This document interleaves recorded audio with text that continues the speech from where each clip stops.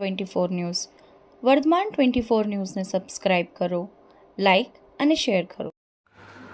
થાનગઢ જિલ્લા ભાજપ પ્રમુખની આગેવાનીમાં 2 તારીખે નરેન્દ્ર મોદી સુરેન્દ્રનગર આવવાના હોવાથી થાનગઢ આરકે સિરામિકમાં મિટિંગ હતી, જેના વિરુદ્ધમાં ક્ષત્રિય સમાજના આગેવાનો ત્યાં પહોંચીને રૂપાલા હાય અને કમલ કા ફૂલ હમારી ભૂલના નારા લગાવ્યા.